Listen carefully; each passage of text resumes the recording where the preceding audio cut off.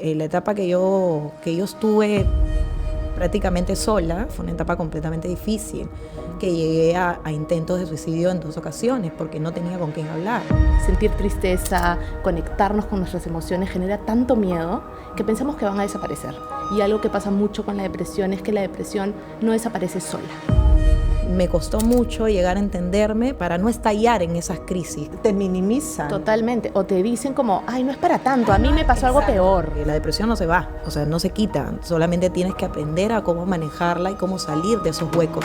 Siente el calor que del sol te quema y deja atrás todos tus problemas. Ahí vive hoy, ahí vive hoy. Baila este ritmo con sabrosura. Hola, hola, ¿cómo están? Bienvenidos a Mentes Libres. ¿Cómo se encuentran? ¿Cómo vienen pasando su día? ¿Cómo lo vienen acabando quizá a la hora que nos estén viendo? Yo soy Daniela Neves y el día de hoy vamos a hablar sobre la depresión. ¿Qué es exactamente esta patología? ¿La estamos confundiendo quizás con una tristeza o con algún desinterés sobre aquellas actividades que antes nos gustaba? El día de hoy nos acompaña Bernice Hernández. Ella es una cantante cubana que llegó a nuestro país hace más de 20 años y es una mujer valiente, hermosa, que de hecho nos hace vibrar mucho con su música, en sus espectáculos, pero detrás de ella hay una historia de depresión. ¿Cómo estás, Bernice? Gracias por acompañarnos. Bien, bien, encantadísima de estar acá, y bueno, muy bien de salud, ante todo, y para contarte un poquito de mi experiencia y todo lo que he vivido en este tiempo, pues, ¿no? Pero encantadísima de estar acá en tu programa, ¿no? Yo creo que esto va a llegar a muchos.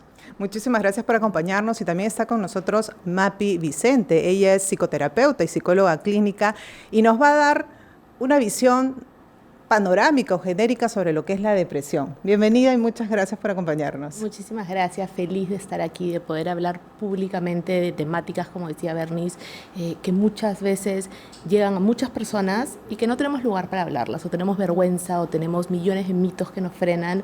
Entonces, qué maravilla poder hablar públicamente de esto. Bueno, para empezar, Bernice, a ti te diagnosticaron depresión, exactamente. Sí. ¿Cuándo fue? ¿Cómo es que te das cuenta? Yo tengo diagnóstico de depresión desde hace más o menos unos 12 años prácticamente, ¿no?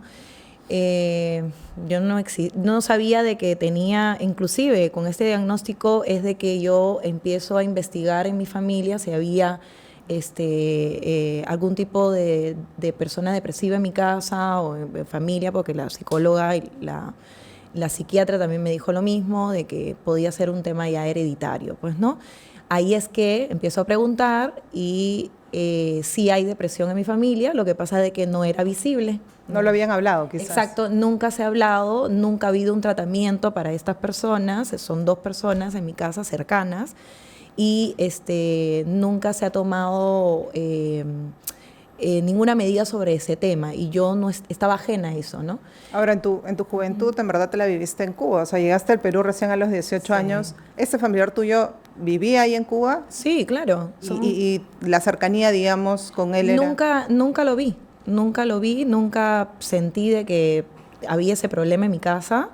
Bueno, te hablo directamente, mi papá sufre depresión. Uh-huh. Y mi mamá recién lo está desarrollando visiblemente ahora, que ya tiene más de 60 años, ¿entiendes? Entonces, ya a ella sí le han dado diagnóstico, pero mira qué edad le han dado un diagnóstico, ¿no? Porque nunca hubo un seguimiento psicológico para darse cuenta o tampoco tuvo ningún tipo de crisis que ella se diera cuenta en la situación que estaba, pues, ¿no? Ninguno de los dos. Ahora, hay síntomas específicos, pero hay un dato que acaba de dar Bernice que me parece muy interesante. Le están diagnosticando a tu mami la depresión a los 60 años. Uh-huh. ¿La depresión en qué edades, digamos, se puede presentar? Qué importante, porque a la hora de la hora, como decía Bernice, ¿no? Ella habla de su caso, habla de su papá, habla de su mamá, y la realidad es que la depresión nos puede dar en cualquier etapa de la vida. Uh-huh. En cualquier momento de la vida, suele aparecer más a partir de la adolescencia, pero hoy en día sabemos que hay depresión en la infancia también. Entonces, en la adultez, en la vejez, muchos casos vienen en realidad cocinándose desde hace mucho tiempo, ¿no? Como hay como muchos síntomas, pero venimos de una época en donde sentir tristeza, conectarnos con nuestras emociones genera tanto miedo que pensamos que van a desaparecer. Y lo dejamos pasar y lo dejamos pasar, y algo que pasa mucho con la depresión es que la depresión no desaparece sola. mientras van pasando los años se va cronificando, se va haciendo más grande.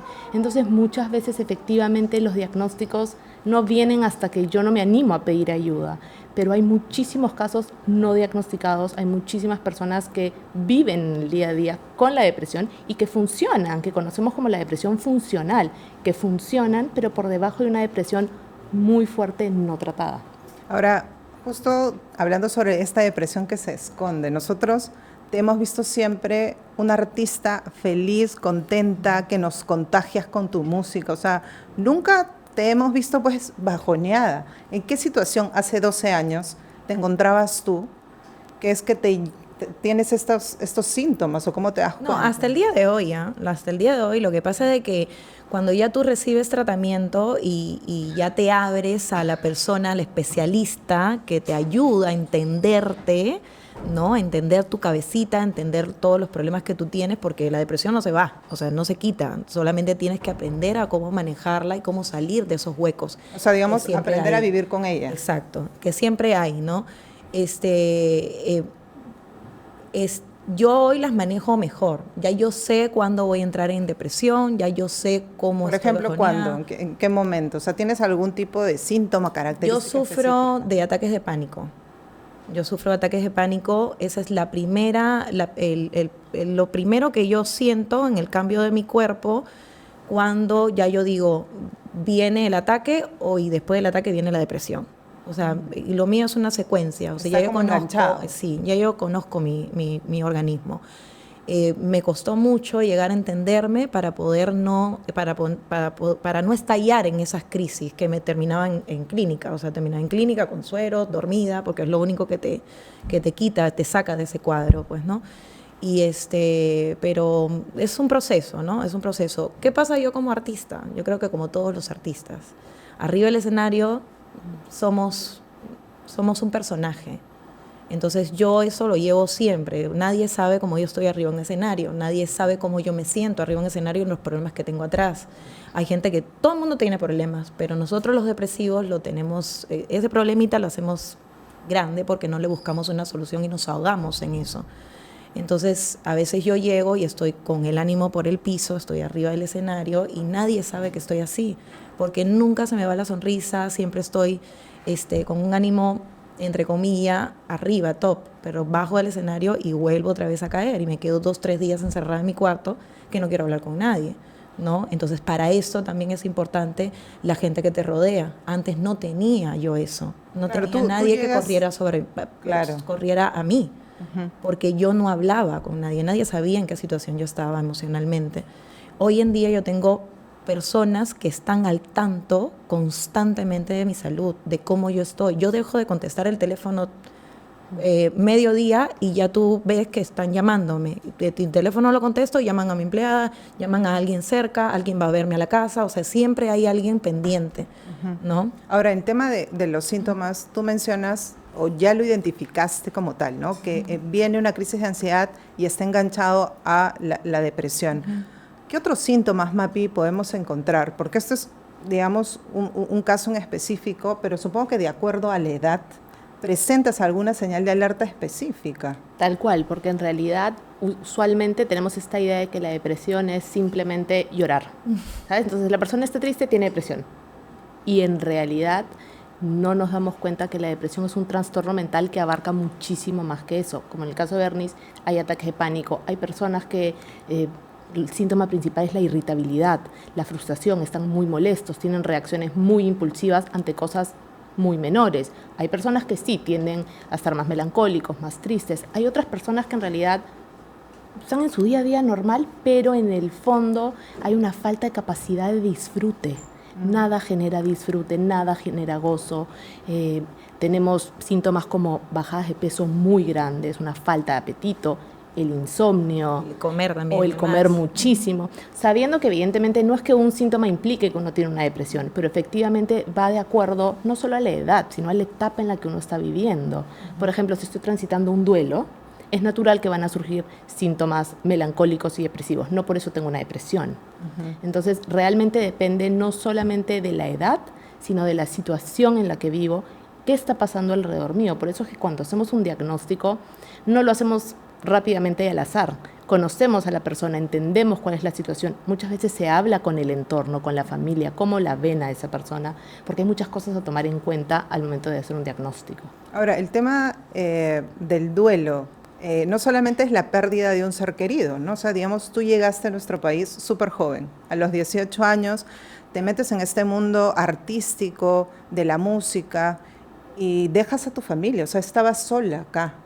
¿Cuál era ese entorno en el que tú te podías cobijar, en el que tú te podías apoyar? No era un entorno bueno para mí, no era un entorno que me ayudara a salir de ese hueco. O sea, yo tuve una familia, yo me crié en una familia muy unida, con mucho amor, pendiente siempre a todos, todos pendientes a todos, ¿no? Entonces, al yo llegar acá y sentirme sola, sin miraba al costado y no tenía nadie, en el mundo donde nosotros estamos, no todo el mundo es bueno, se pegan por X motivos, entonces uno piensa, no, son amigos y al final están ahí para inclusive hacerte daño, ¿no? Entonces no tenía cómo respirar, estaba en el hoyo, estaba prácticamente en el hoyo y no tenía cómo respirar, no tenía dónde pedir ayuda, no tenía dónde voltear y decir necesito porque estoy mal, no conocía a nadie como para decir llévenme a que alguien me vea porque estoy mal.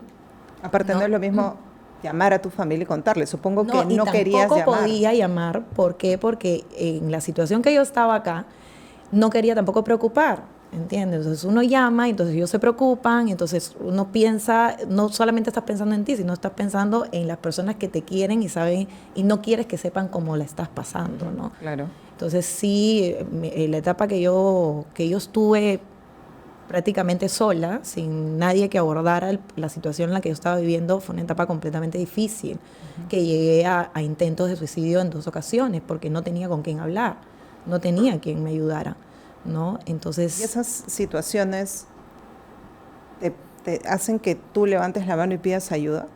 ¿O qué situación te lleva a ti? No, a mí me cambia todo o sea, me doy cuenta en la situación en la que yo estaba ya, porque todo, o sea, una cosa es que tú internamente digas, estoy mal, pero no lo dices, ¿no? Entonces estás, como te digo, la artista, todo el tiempo riéndote y todo el tiempo estoy bien, pero internamente no lo reconocemos, no queremos reconocer de que estamos mal y necesitamos ayuda. Cuando yo tengo a mi hijo, es que lo que yo digo, ¿no? Diosito me lo puso en el camino en el momento indicado. Me pone a mi hijo y es que yo digo, hay una personita que ya depende de mí. Si yo estoy mal, él va a estar mal de todas maneras. Si yo falto, ¿quiénes son los que se van a cuidar cuidando a mi hijo? Si mi familia no está acá. Entonces ahí es que yo empiezo a escuchar mi cuerpo, a escucharme yo, a ver todo lo que me estaba pasando y qué cosas necesitaba para poder estar bien. Entonces, ¿qué pasa? De que yo tenía en esa época un amigo que era doctor estético, que a veces yo te lloraba así de la nada, llegaba al sitio y me decías cualquier cosita, o sea, era muy sensible, me decías cualquier cosita y ya yo estaba llorando. No te decía qué cosa me pasaba, pero ya yo estaba en mar de lágrimas, con mis ataques de pánico, depresiva, o sea, ya la gente se daba cuenta, ¿no? Entonces esta persona se dio cuenta y tuvo la valentía de decirme. Decírtelo. Qué difícil es señalar a alguien de pronto tocando el tema de la salud mental. No sabes cómo vas a reaccionar, ¿no? Mm. Pero como ya teníamos un contacto, él fue el que me dijo, ¿sabes qué? Tú no estás bien y necesitas ayuda. ¿Y cómo lo percibiste? Yo lo tomé, era la primera persona que me decía, necesitas ayuda. Y por eso lo tomé bien. Entonces fue como que me quedé pensando y yo le digo, ya, pero ¿a dónde voy? Y que nadie se entere que estoy yendo. Porque públicamente no se habla. Exacto, claro. ¿entiendes? Qué difícil es el que dirán, oye, qué mal o qué raro que vayas a terapia. O sea, ¿cómo está juzgándose ese tema? No tanto por eso, sino lo que yo no quería era que se enterara mi entorno que yo estaba en esa situación, porque en ese momento la gente no sabía en qué problemas tenía yo con mi pareja, ¿entiendes? Entonces, para mí era muy importante de que nada de esto saliera todavía a la luz, ¿entiendes? En esa época yo no quería que nada de esto saliera a la luz. Entonces yo tengo una persona que te va a evaluar, es de confianza, tranquila, anda, me da el contacto y ahí es la primera vez que yo visito a una psicóloga. Entonces la psicóloga, obviamente, saben cómo tratarte, y ahí fue que me di cuenta, me abrió el panorama y me dijo, esto es lo que está pasando, estás así y tú necesitas ayuda, pues, ¿no? Es que empiezo una terapia psicológica con ella. Al año y medio yo la abandono, ¿ya? ¿Por decisión propia? Por decisión propia, por las circunstancias que tenía atrás. O sea, no era muy fácil para mí llegar a la terapia, o sea, lo estuve ocultando, decía mentiras, o sea, era bien difícil mantenerme en ese tipo de terapia, pues, ¿no? Claro. Y la abandono. Eso a mí hubo recaídas nuevamente, ¿no? Tuvo una recaída y ahí es que empiezan los ataques de pánico, porque todo lo retenía. Antes yo hablaba, después dejé de hablar. Entonces, todo lo retenía y ahí empezaron los ataques de pánico bastante fuertes. Ahora, pero los ataques de pánico son después. Sí. Y ahí, Mapi, por ejemplo, cómo nuestro cuerpo se manifiesta físicamente sobre alguna patología de salud mental que no la estamos tratando, que no la estamos viendo, que no la estamos hablando. Totalmente, porque a la hora de la hora somos cuerpo y mente, no somos solo una cosa. Entonces, si nos quedamos pensando, tú vienes de un proceso terapéutico donde estás hablando, te sientes en cierta medida como ya muy, muy profundo, como esto es mucho para mí, y esto suele pasar mucho en los procesos terapéuticos en términos de patologías, y es que los procesos no son continuos, y es súper importante. Yo siempre lo converso mucho con los pacientes, van a haber recaídas en el camino, no es una subida al éxito, el proceso es duro porque en realidad la patología y el trastorno mental aparece para evitar tocar todas esas emociones. Entonces, como estás luchando por no sentir, comienzan a instaurarse estas patologías. Cuando tú inicias un proceso terapéutico o psiquiátrico, te enfrentas con todos estos dolores que no quieres ver, con todas estas heridas de tu infancia. Entonces, en cierta medida, retrocedemos, nos vamos, y muchas veces ante este callar o este no poder hablar, comienza el cuerpo a hablar. Nuestro cuerpo habla lo que nosotros no podemos.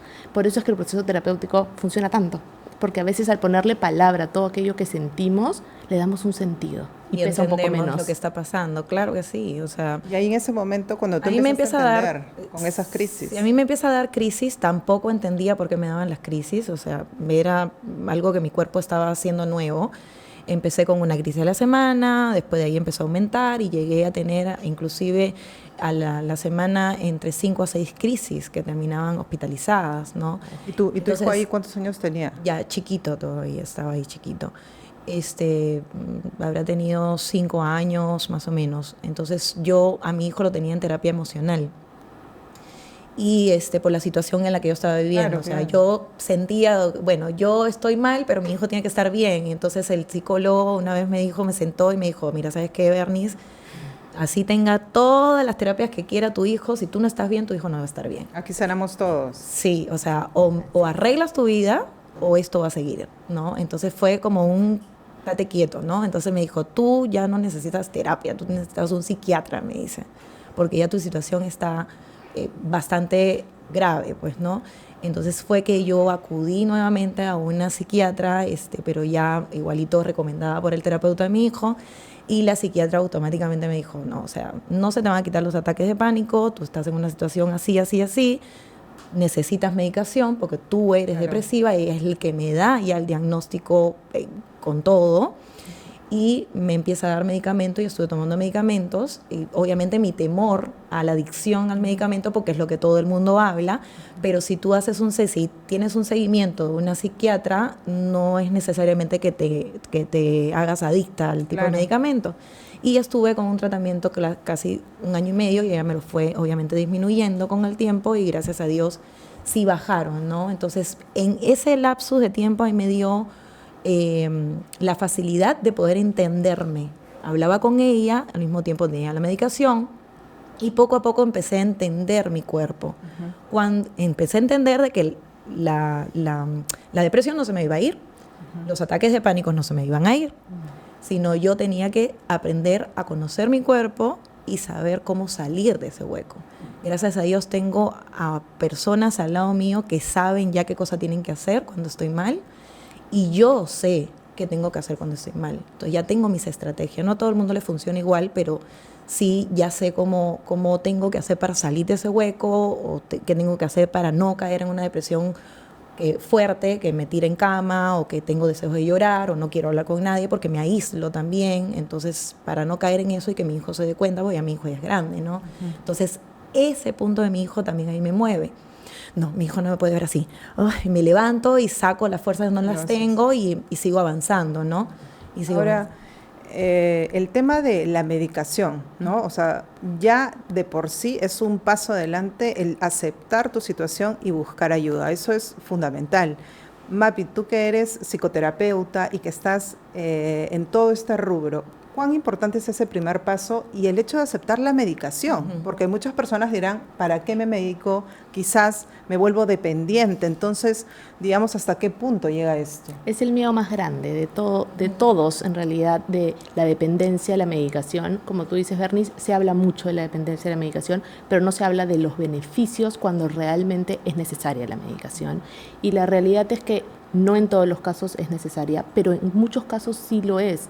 ¿Y cuál es el beneficio? A la hora de la medicación te ayuda a salir de esa crisis para poder trabajar en todo aquello que te pasa, porque muchas veces cuando yo estoy muy movida por todo lo que me está pasando, la terapia, que es una vez por semana o 2 veces por semana, no te alcanza para poder trabajar, y entonces la medicación saca a la persona de esta crisis, de este desborde, y te permite comenzar a trabajar en todas estas heridas, y con el tiempo, como el ejemplo de Bernice, que le pasa a muchísimos pacientes, vas disminuyendo la medicación a la par de la terapia y todas las herramientas que vas aprendiendo. Entonces es un trabajo a la par. A veces pensamos que es o uno o el otro, o solo tomo la medicación y no trabajo en mí, pero claro, conjunto, sí, tú quitas la medicación y vuelves a lo mismo. Entonces, Claro. es un trabajo en conjunto que hacemos.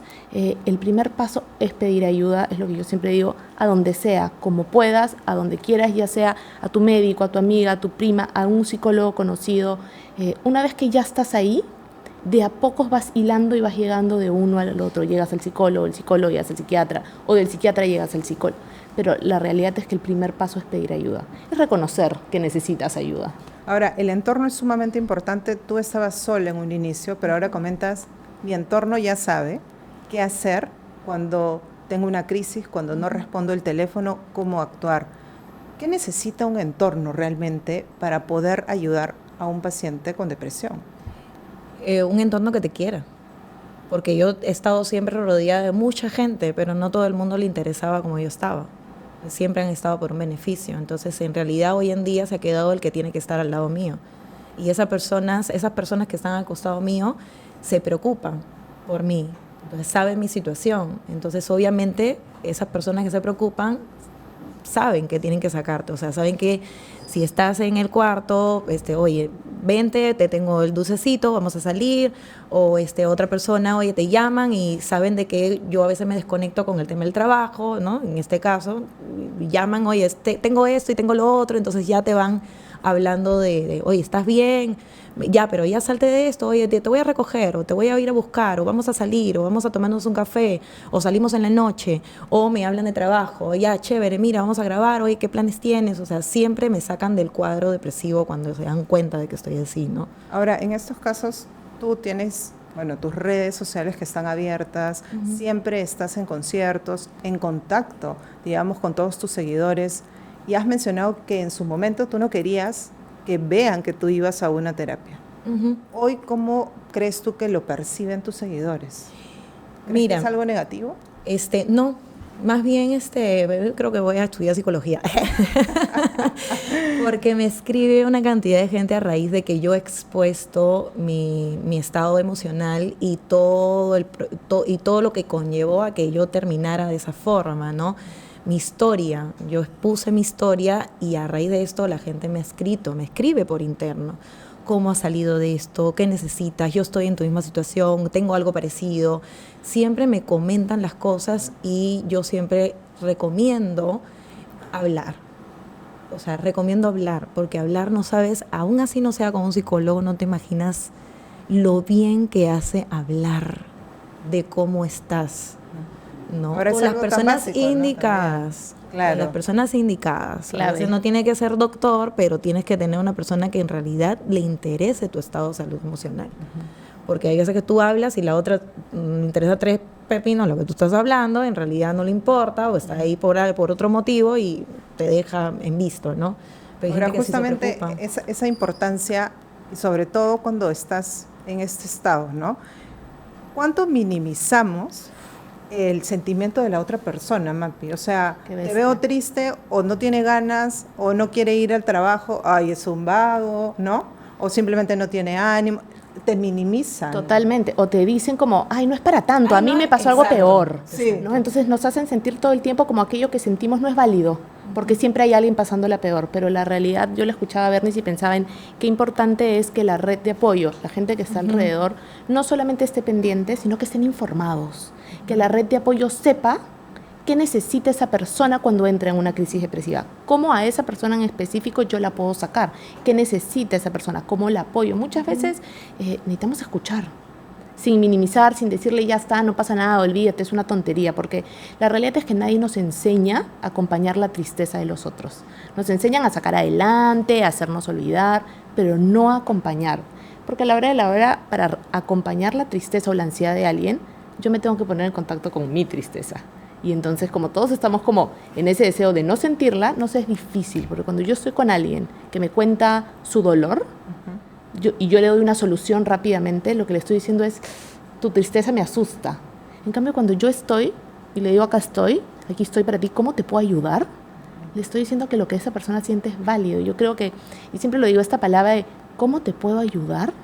Es una palabra, es una frase mágica que no preguntamos a menudo a las personas y pensamos que los vamos a ayudar como nosotros queremos. Entonces, cuando hay una persona con un caso depresivo o de ansiedad cerca y tú eres su red de apoyo, tienen que estar informados, tienen que saber de qué se trata el diagnóstico, cómo ayudar a esa persona, cómo acompañar a esa persona, porque realmente esa persona necesita su entorno para poder salir de esas crisis. Ahora, sobre todo porque uno aprende a vivir con la depresión y uno aprende a vivir con la ansiedad. Tú has aprendido. Sí, yo he aprendido. Yo tuve una época, justo cuando estabas hablando, tuve una época que yo, bueno, mi papá se daba cuenta de toda mi situación, pero yo era en esa etapa muy arisca, o sea, no llegó el momento de que no quería que nadie me hablara, que paraba, era parte de mi depresión, ¿no? Irritable todo el tiempo y me decía cualquier cosita y estallaba y así era con todo el mundo a mi alrededor, ¿no? Entonces mi papá fue el primero que detectó cómo yo estaba, porque él me conoce, o sea, siempre, nunca había sido así. Entonces mi papá llegó el momento, hubo un tema con mi mamá y con mi papá. Mi mamá es un poco más expresiva, te dice las cosas más directas. Entonces mi mamá tuvo el error conmigo de no entender en qué situación yo estaba y se fue de frente a Atacarte. a hablar lo mismo, ¿no? Entonces, lo que hizo fue alejarme. Lo que hizo fue alejarme. En el proceso de yo alejarme de mi mamá, casi me alejé, o sea, dejé de hablar con ella casi 2 meses. O sea, fíjate en qué situación yo estaba, o sea, de que alejar a mi mamá, y soy única hija, imagínate. Entonces mi papá se da cuenta en el momento y la llama a mi mamá y le dice, son separados. Y la llama a mi mamá y le dice, no puedes alejarla. O sea, hay que entenderla. Como ella está ahorita, no nos va a escuchar. Hay que escucharla y tratar de ayudarla hasta que ella se dé cuenta en qué situación emocional está. Y lo que hacía mi papá era escucharme. Ya, hija, pero ¿qué puedes hacer? Y me buscaba alternativas de cosas, y entonces él bajaba la revolución. Inclusive mi papá siendo depresivo, pero entendía cómo yo estaba, ¿no? Lo que tú necesitabas en ese momento. Lo que yo necesitaba en ese momento, ¿no? Él fue un apoyo grandísimo para mí en esto, ¿no? Igual que mi hijo, que lo veía y decía, esto no puede estar pasando, tengo que salir, esto no es, y eso es lo que me mantiene a mí todos los días prácticamente tratando de luchar contra esto, porque esto va a ser para siempre, pues, ¿no? Uh-huh. Ahora, para terminar, Mapi, si nos puedes dar esta visión, ¿cómo hace la gente que no, digamos, no logra identificar esos síntomas, que no pide ayuda? Tú sabes que cuando, como hablamos hace un rato, cuando uno no pide ayuda, esto se va haciendo más grande. Entonces es bien importante que si estamos cerca a alguien que nosotros notamos que puede estar pasando por una depresión, más allá de acusar o de decir eso que te pasa está mal o tienes que hacer algo para cambiarlo, ¿sabes? En vez de señalar, hay que acercarnos y hacer lo que hizo tu amigo, como no estás bien, estás sufriendo. O sea, cuando alguien que está sufriendo recibe estás sufriendo y no tiene que ser tan difícil. Busca ayuda, ese saber que las cosas pueden mejorar, esa esperanza de saber que esto que estoy viviendo no va a ser así siempre. Puedo buscar ayuda, porque muchas veces no buscamos ayuda por miedo. Por miedo. Entonces, el saber que hay una luz al final del camino, que hay una esperanza, que cómo me siento puede mejorar, es maravilloso. Entonces, cuando realmente tenemos miedo de buscar ayuda, tenemos que saber y juntarnos a esta idea de podemos estar mejor, que hay solución, que hay cura, que puedo aprender a lidiar con esto y regularme a mí misma. Bernice, gracias por acompañarnos y un mensaje más tuyo sobre esta situación. Sí se sale, o sea, nosotros los depresivos nos ahogamos en un balde de agua sin darnos cuenta que sí se puede salir de todo este tema, se puede llevar una depresión, llevar este tipo de ¿cómo se le dice? Enfermedad mental o trastorno mental. Trastorno mental, se puede llevar y tener una vida sana, ¿no? Con la ayuda necesaria siempre al costado y con las personas indicadas al costado, la puedes sobrellevar, la llevas bien, ¿no? Antes pensaba de que no, por eso es que terminé en situaciones que no tenía que haber terminado y hoy te digo hoy, lo que yo hice atrás, eso fue una locura, o sea, no es el fin del mundo, hay cosas peores, ¿no? Y esta situación, si uno no se aprende a ayudar uno mismo, te hundes, o sea, hay que hablar, hay que analizarse, hay que buscar la ayuda que necesitas y si no tienes economía para pagarla, buscar las personas que están a tu alrededor que sí sabes que se interesan por ti y hablarlo. Oye, estoy así y necesito que me escuches, aunque sea. Necesito que me escuches. Y si me estoy ahogando en un balde de agua, por favor, dame una solución para ver ese rayito de luz, porque eso es lo que nos pasa, ¿no? A veces digo, me estoy ahogando, no encuentro la salida, porque eso es lo que nos pasa a veces nosotros, que una cosita así la ponemos grandota y no buscamos la solución y nos ahogamos. Entonces hay una persona que es consciente, que es más tranquila, que está a tu lado y espérate, a ver, ¿cuál es su problema? ¿No? Claro. ¿Cuál es su problema? ¿Es este? Ya, a ver, vamos a buscarle una solución. Puedes hacer esto, puedes hacer esto, puedes hacer esto. Entonces ahí es como que ya baja todo. Todas las revoluciones. Todas las revoluciones. Entonces cuando tienes ese tipo de personas a tu lado, puedes seguir, la vida continúa, es bonita. Gracias, Bernice, por habernos acompañado. Gracias, Mapi, por esta visión genérica sobre lo que es la depresión. Y gracias por acompañarnos. Me quedo con este mensaje de hablar, ser empáticos, escuchar a la otra persona. Levanta la mano si te sientes mal, llora si tienes que llorar, va a doler. Bernice nos ha dicho, va a doler. Pero hay vida más allá de la depresión, de la que se puede salir adelante siempre y cuando seamos capaces de pedir ayuda y que nuestro entorno esté en la capacidad de darnos ese amor que necesitamos para salir adelante. Gracias por habernos acompañado. Esto ha sido Mentes Libres. Siente el calor que del sol te quema y deja atrás todos tus problemas. Ahí vive hoy.